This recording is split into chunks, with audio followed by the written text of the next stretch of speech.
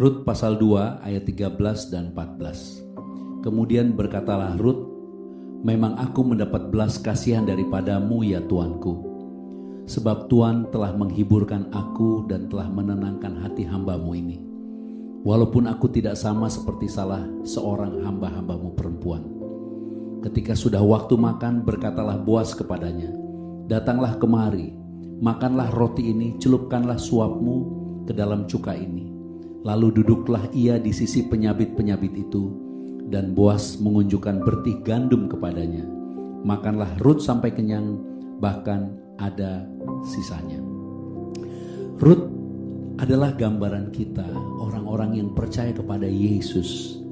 Walaupun kita sebenarnya orang-orang yang bukan keturunan Yahudi.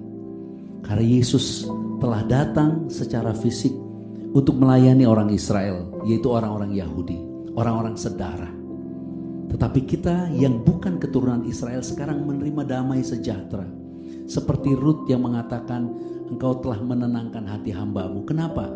Karena Rut berada di antara penyabit-penyabit, yaitu hamba-hamba Boas yang secara sah, yaitu menerima berkat dari Boas. Tapi Rut adalah orang Moab yang sesungguhnya seharusnya dia tidak ada di situ. Dia tidak layak ada di situ. Dia tidak layak untuk ikut mengambil atau mengumpulkan jelai bersama-sama dengan penyabit-penyabit itu. Tetapi Rut menerima kasih karunia, menerima kemurahan, menerima belas kasihan. Itulah sebabnya pengakuan Rut, dia katakan memang aku menerima anugerah. Kata belas kasihan dalam bahasa aslinya kan mempunyai pemahaman grace, favor, kemurahan, anugerah tanpa syarat. Ini adalah gambaran kita yang walaupun bukan keturunan Yahudi, karena iman kita sekarang menerima kasih Bapa, menerima kasih Bapa di dalam Yesus Kristus. Bahkan dikatakan di sini pada waktu makan. Bayangkan pada waktu makan ada pegawai yang harusnya bukan pegawai tapi diajak makan bersama.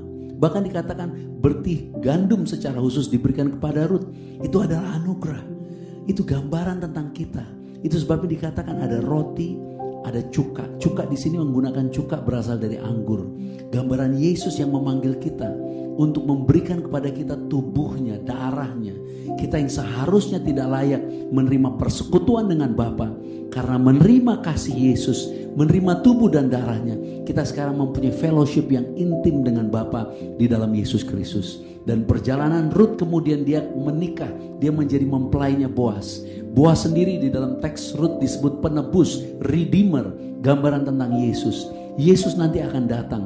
Kita semua akan menjadi mempelai. Dan sekarang kita yang menerima persekutuan dengan Yesus, menerima tubuh dan darahnya, kita adalah orang-orang yang menerima kemurahan, menerima kasih karunia. Itu sebabnya jangan pernah bimbang, jangan pernah takut, jangan pernah ragu. Bahkan di masa pandemi, kita tanpa terasa sudah setahun mengalami pandemi, toh Tuhan pelihara kita. Percayalah, ada harapan baru, ada kasih karunia yang melimpah, ada anugerah yang melimpah yang Tuhan sanggup berikan buat kita.